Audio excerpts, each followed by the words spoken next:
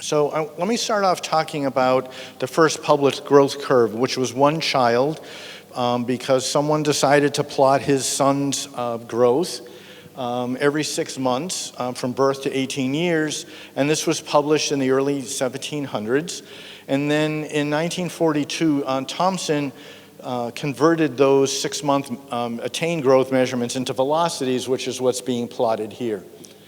And it turns out that that's a pretty good representation of how velocity actually goes for groups of children, which is represented in these curves, which is showing some percentile lines as well. The idea that at birth is the most rapid, when children are born, is the time when they're expanding their length most rapidly, postnatally, and then that velocity slows, and then it's fairly flat during this period, still slowing but fairly flat. And then when puberty comes, there's a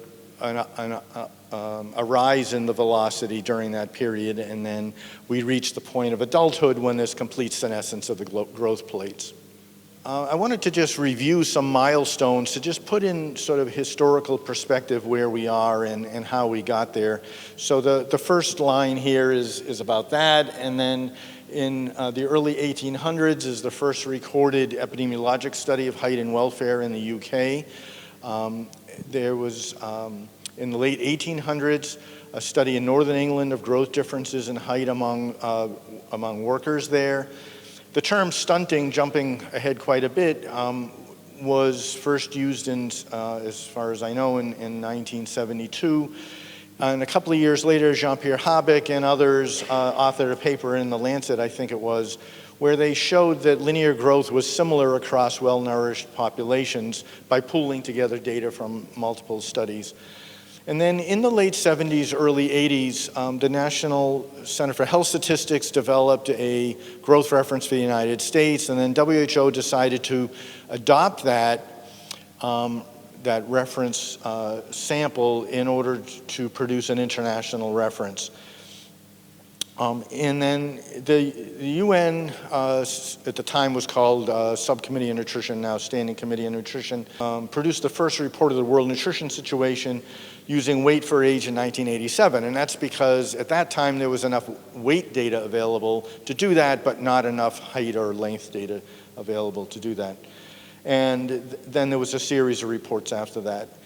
Then in the early 90s, starting in 1991, the WHO Department of Nutrition initiated a review on the uses and interpretations of anthropometry, which was published in a book about this thick in 1995. It was run as an expert committee consultation, sort of the highest level of consultation at WHO, because of the importance that anthropometric assessments had in judgments that were being made about child's well-being throughout the world, but also public health in general. And then the infant subcommittee produced its own report as part of that in 1994, which made the case for the need for the new growth standards. So that led to the development of the multi-center growth reference study. The first meeting was held in January of 1996. We'll come back to that in a moment. Some other things of note, Robert Fogel, who won a Nobel Prize for this, used recorded heights to indicate living standards across centuries and showed how that was tied to health and income during that period. And in late 1997, the UNSCN produced a third report of the World Nutrition Situation, which had a chapter in it that included height for age for the first time because there were enough data at that point. The growth reference study was in the field from 97 to 2003, a fairly long time. It was a longitudinal study that started in different countries in different times. For various reasons. And then the standards were released in 2006, the cross-sectional standards. There was some field testing done. The growth reference school-age children was released in 2007, and then the velocity standards were released in 2009. So the reason for having new standards was based on a recognition that there were both biological problems with the old reference, because those infants were primarily bottle fed, and if they were breastfed for not very long, but there were also some technical issues with the data that were used. And in 1994, the World Health Assembly endorsed, basically the member countries said, yes, we agree, we need to do this. And so WHO embarked on the study. Ghana was one of the 6 countries. The last time I was in Ghana was almost 20 years ago, helping Ghana get started with that study. There were about 8,500 children altogether in the cross-sectional, the longitudinal cross-sectional portions. And the idea was that the criteria were based on absence of health, environmental, or economic constraints, non-smoking mothers who were willing to follow exclusive breastfeeding recommendations at least up to 4 months, if not 6 months, in term births. And the notion was that this represented a population of children who were fed optimally and therefore represented what optimal growth should be because of the way that they were fed and cared for. And so since then, most of the countries in the world have adopted this growth standards, and having the new standards has meant that all the global databases that are used to make judgments about progress have had to be updated. So in the Millennium Development Goals, nutrition was included, or anthropometric marker was included as an indicator, but it was an indicator of poverty I think it was the first goal. And during the period of the Millennium Development Goals, sort of interest in stunting as a measure for the healthy development of populations grew to the point where now in the Sustainable Development Goals that it's one of the key targets for Goal 2. And there's been discussion that stunting, again, could be a tracer for general progress of the SDGs and development in general. So in addition to all the reasons you gave, there are these reasons that call our attention to stunting as a measure that we use to make judgments about how well populations and individuals are doing. So why do we have so much focus on linear growth? So what we've tried to do is to sort of think through what's behind why we focus on this, and some of those reasons came out earlier in the discussion. So first of all, linear growth, at least on the surface of it, appears simple to understand and familiar. I'll mention a little bit later, growth itself is actually a very complex process. The more we learn about it, the more we realize how complex it is. But the idea of taking a measure of linear growth and children growing longer or taller over time seems simple enough. The human body is often placed at the center of nutrition, and I'm drawing in one sentence on Andrea Warren's dissertation work. Andrea's sitting here in the first table. Calling attention to, it's pictures of malnourished children. We often have used children in the human body in general to sort of represent nutrition because it's visual and for other reasons. A third one is that as was pointed out from one of the tables, that it reflects an accumulation of processes that affect the nutrition of a child. So it's a cumulative thing rather than something that's acute at a particular moment. And a fourth reason is that it's a measure that we've observed not just for this, but in general, that when we're interested in a construct, the measure of the construct tends to be seen as and sometimes confused with the construct itself. That happens a lot. It's the idea of, for example, why, at least in the United States, that if we tell teachers that their students are going to be evaluated with a test, then students are taught to that test, right? It's the idea of mixing up the assessment with our real interest. And then the fifth one is about that we've, with training, with adequate training, we can do anthropometric assessment, including lengths, although it's harder than weight, can be done well and objectively at a large scale. And the last reason is that we know that there are important purposes to which we put stunting and linear growth information, but it's often assumed that, well, if it's good for that, it's good for other purposes, and so we just automatically make that leap. Some consequences for maybe too much focus or focusing only on linear growth is that, first of all, and this was Karen's interest from the beginning in part, was that oftentimes programs that we think are effective actually don't reduce stunting, even if that's been set as a goal. Secondly, that we're seeing evaluations that are not well prepared to use measures that are responsive, especially when we're talking about nutrition-sensitive or integrative programs. If we're integrating nutrition and child development and we focus on stunting as the only outcome, then we may not be measuring everything we should be measuring. A third reason is that it's really the idea of focusing on young children and stunting means that we're not bringing attention elsewhere, and there's been an upswell, a real rise in recognition of the importance of thinking about nutrition for adolescent girls and women before conception, and children after the first 1,000 days. But if we keep focusing on stunting of young children, we're going to continue to give less attention to that. Fifth reason is, fourth reason is we've seen a number of cases now where there are claims for catch-up growth of children made from methods that are inherently incapable of showing, producing that evidence. It doesn't mean that catch-up can't occur, we'll talk about that in a bit, but the methods that are used actually can't show us that. And then finally, we've seen insufficient investment to develop other measures that could be used as alternatives. So let's just review sort of what's the process of using assessments of physical linear growth. So we have listed on the left our methods. We use weighing scales, length boards, stadiometers, tape measures. We measure weight, length, height, head circumference, arm circumference, z-scores. Those are measures. And then indicators. Indicators are usually binary that we make from measures. They don't have to be made from measures, but are often made from measures. And so we use as an indicator, for example, less than -2 standard deviations or z-scores relative to the growth standards, although there may be other indicators that we use. So why do we use -2? Well, we use -2 because when the first growth charts were introduced, it was primarily to help with sort of clinical individual assessment. And the idea was, well, if the child is, off the bottom of the growth chart virtually, then, that must be a problem, that notion. But we also have other evidence in the early 90s was evidence, epidemiologic evidence, that buttressed long-standing understanding from clinicians and others in low-income countries of the synergy between malnutrition and infection and how that caused mortality.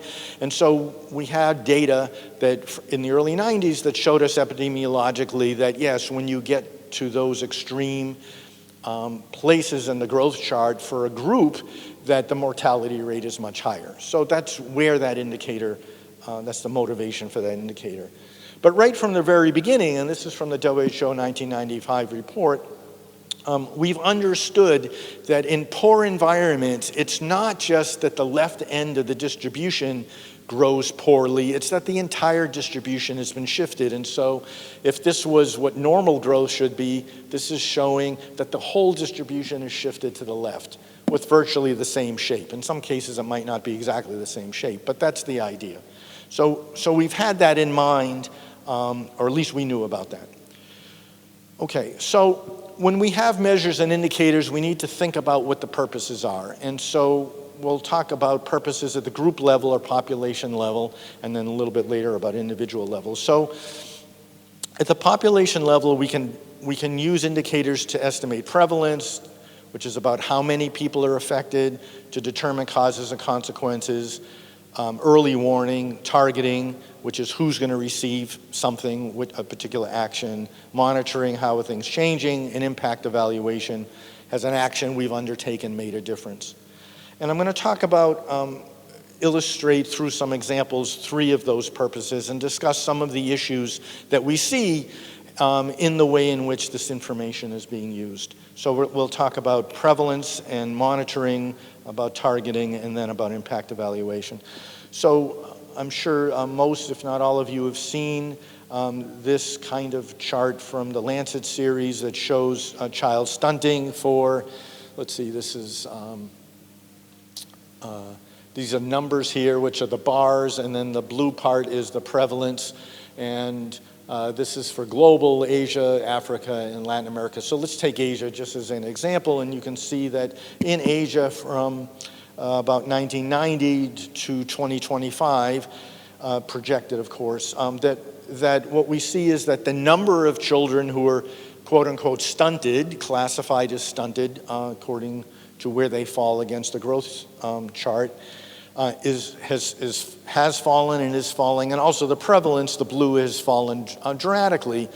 And so, for example, in Asia in 1990, 49% of children were classified as stunted, and that dropped almost in half to 28% in 2010, which is about 1 percentage point per year. All right, so that gives us an idea of what fairly rapid population level change would look like. The corresponding increase in height for age, on average, is 0.6 or about 0.03 per year. And I put that there to just emphasize that on the face of it, 49 dropping to 28 seems a lot more dramatic than a drop of, something 0.6 or a rise in 0.6 height for age. It just has a different feel to it, which I think tells us why these indicators are powerful, is because they capture our attention, and we can see, because of the way in which they're calculated at the edge of the distribution, we can see progress, what it seems like progress, more rapidly. So that's one of the main purposes to which we've used these kinds of indicators. And when the SCN started doing its global nutrition reports, the World Nutrition Situation, this is how it was used, to compare populations and to see how populations were changing over time.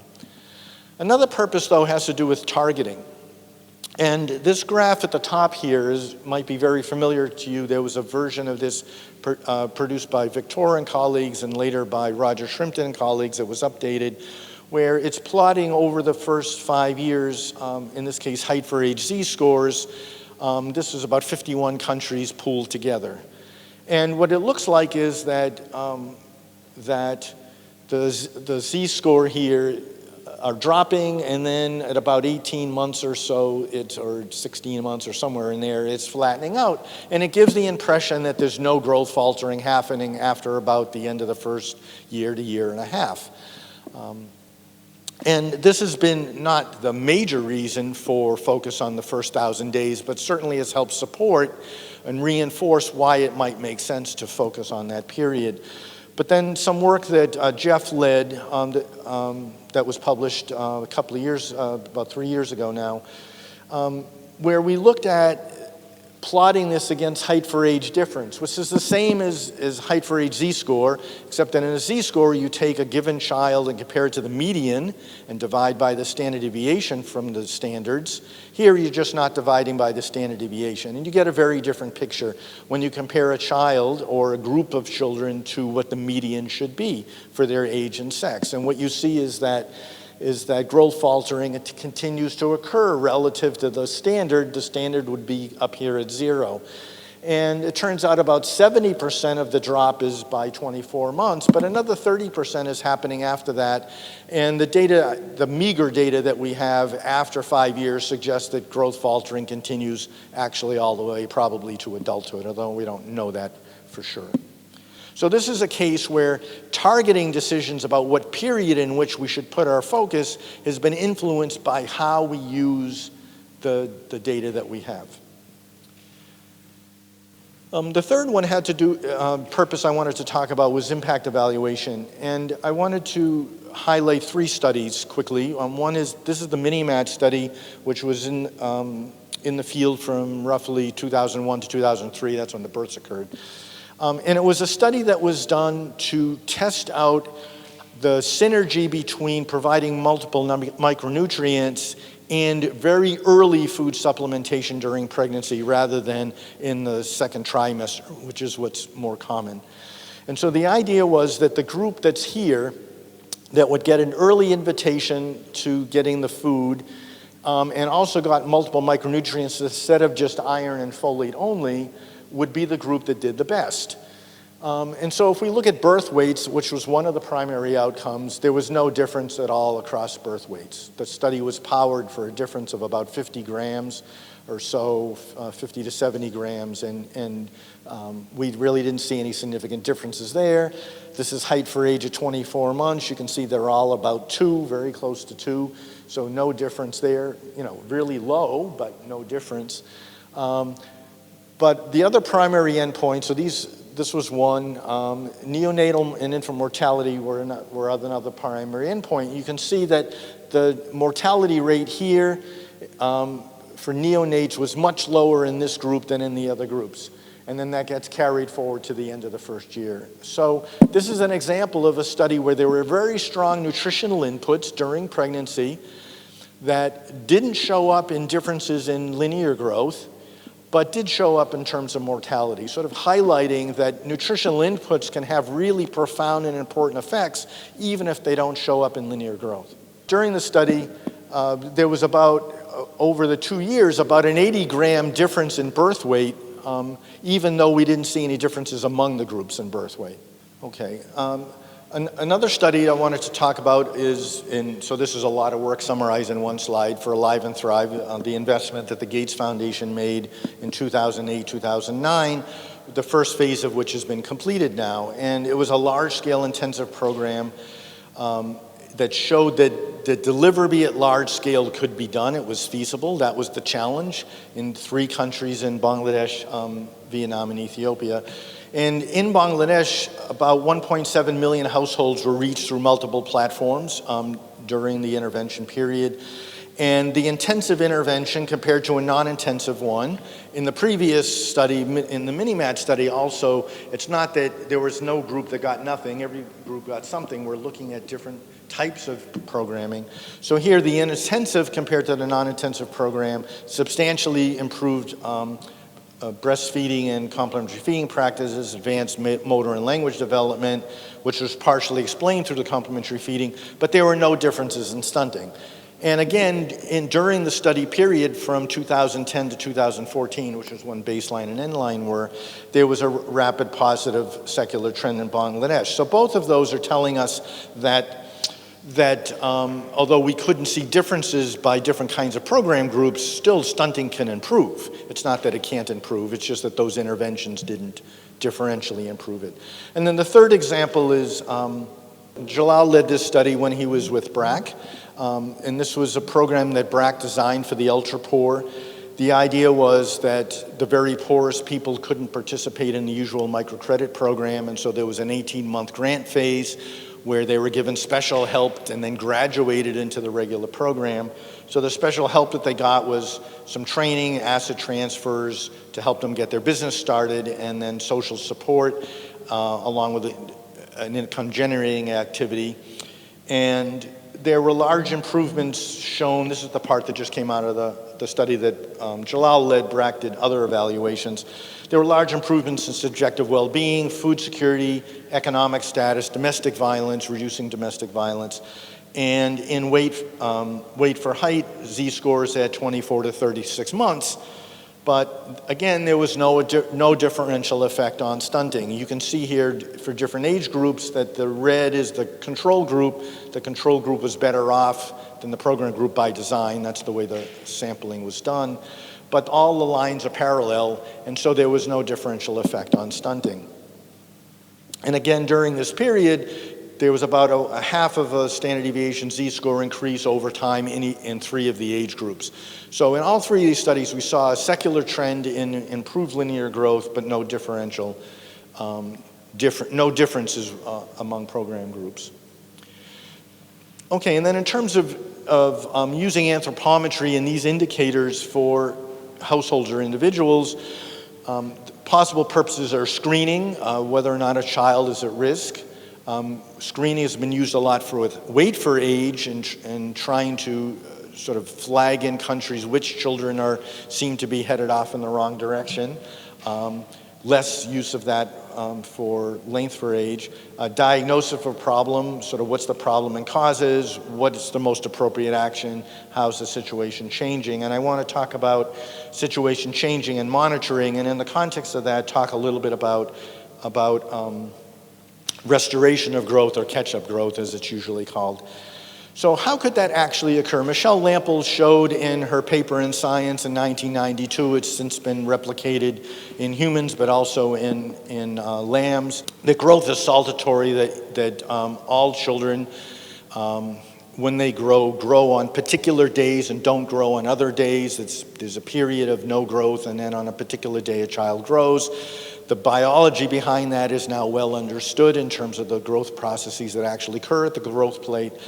And so if restoration occurred theoretically, well, if the deficit is because of a delayed saltation, then restoration could be that saltation gets rescheduled later. If a saltation was canceled, then it's possible it could be replaced. Or if there was a reduced amplitude of saltation, we know that children vary in how big the amplitude is, but if a particular child has a reduced amplitude, then maybe later on they have a greater amplitude to help make up for it. A lot of what we know, maybe most of what we know about what can really happen biologically comes from one study in particular that Farnham led at Cornell from the Veterinary College in a study that was done in rats and published in 2003, which is a really elegant study where they showed that recovery of bone elongation rates is really rapid. They had animals severely malnourished for 7 days, and when they brought back the food, then their bones immediately reacted to that. But the restoration was a really prolonged process, and they concluded that would be true even if the insult was a very long duration, but of course children in the environments we're concerned about have that insult over a long duration. So the idea of restorative growth rests on sort of two concepts. One is hemioresis from the anthropology literature, the tendency of organisms to return to their paths, to the trajectory that they were on if they're knocked off of it. And that catch-up growth specifically has been defined as a height velocity or a length velocity above the statistical limits of normality, so non-normal, if you like, velocity, during a defined period of time that follows a transient period of growth inhibition, and the effect is to take the child back to the curve that they might have been on. We know that full restoration of lost growth is not required by this definition, and it's probably unlikely to occur if the inhibition is prolonged. So if we translate that definition into a set of criteria, it means that if someone is going to claim that catch-up growth is demonstrated, it has to be that all four things have been shown. First, that there's an inhibiting condition, that's resulted in a reduced velocity, that then there's a subsequent period where there's an alleviation or compensation for that inhibiting condition, and then the velocity is higher than normal. Okay. So evidence for catch-up growth has come from adoption studies. There's the famous study from Romania, for example, but from other adoption studies, from alleviation of clinical disease, some of which are listed there. But several recent articles that we've seen in the literature claim evidence of catch-up growth use methods that can't provide such evidence. And I wanted to just give an example that this mimics a paper that I was asked to review, so I'm not implicating those particular authors, but I'm showing a parallel example using the Minimat data. So here's let's imagine we have, well, this I wasn't imagining, this was actually in the data, but we have children at 24 months who were stunted. And so we can say that they were not stunted or stunted. And then we're cross-classifying with whether they were classified as stunting at 54 months. Okay, so you can see that if they weren't stunted here, then 96% of them were not stunted later. But if they were stunted earlier, then 41% are classified as not stunted later, and then the other 59 are still stunted. Okay, so that suggests that, well, from 24 months to 59 months, something's happened so that they've caught up because they're no longer stunted. All right? So how does that happen? Well, if we look at height for age difference in centimeters, then at 24 months it was about -6. So they're 6 centimeters below where they would have been if they were part of the growth reference study. But by 54 months, they're about another 0.6 centimeters shorter than that. All right, so they've continued to falter. They're shorter relative to the standard than they were at 24 months. But height for age Z-scores have actually gotten better. So how's that possible? And then along with that, the stunting rate has gone down. So what happened? What's the difference? Well, the only difference is the standard deviation, and it just turns out that at 54 months, the standard deviation in the growth standards is about 1.4 times what it is at 24 months. So the apparent improvement is purely a statistical artifact of the rising standard deviation. The rising standard deviation reflects the divergence of the growth trajectories, and when we take a cross-section, they're more variable the later you go than they are earlier, simply because the trajectories tend to diverge, right? So it's completely a statistical artifact. And therefore, claim that this is catch-up growth is nonsense. So, in summary, a few comments.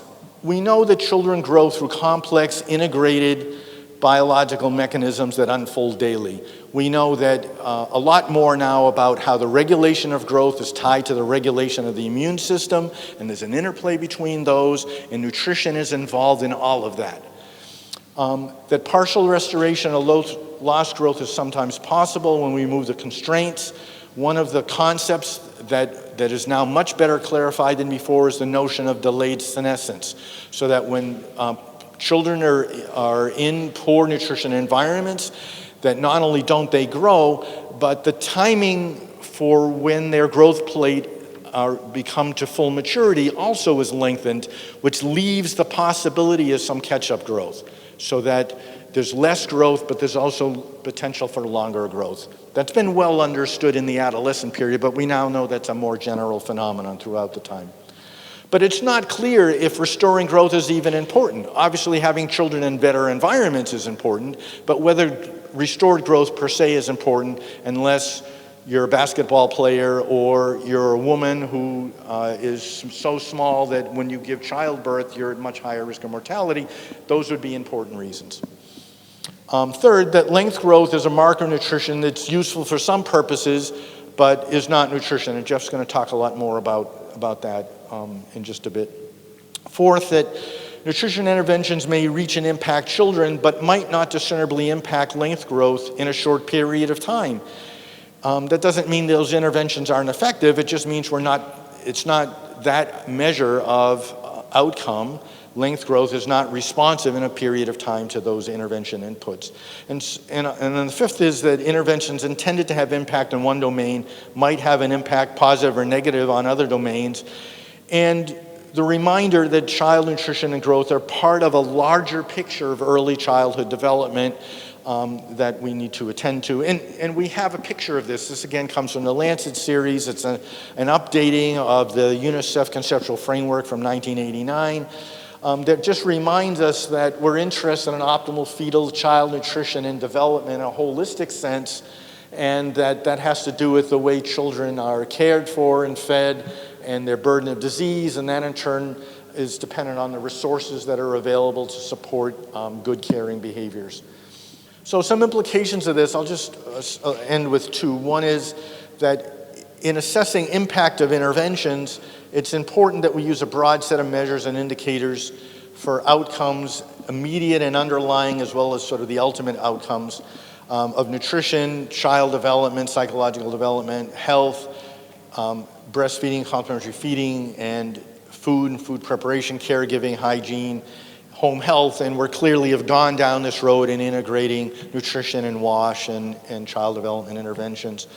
And then secondly, that it's important that we make explicit efforts to develop, refine, and validate measures that are tied to the particular purposes that we have in mind. And for program evaluation, that means we need better measures of child development in low and middle income countries. There's a lot of work going on right now that we heard about this at a session a couple of weeks ago that Pyman is here, helped organize for Sight and Life, about a lot of activity that's going on now to try to really move from a situation of not having easy to use child development measures for low income countries that we're getting there, to have innovative markers of child development, and to develop measures of behavior in nutrition and elsewhere that avoid or are resistant to recall and social desirability bias, because we've learned a lot more recently about some of the biases that we can have when we simply rely completely on self-report.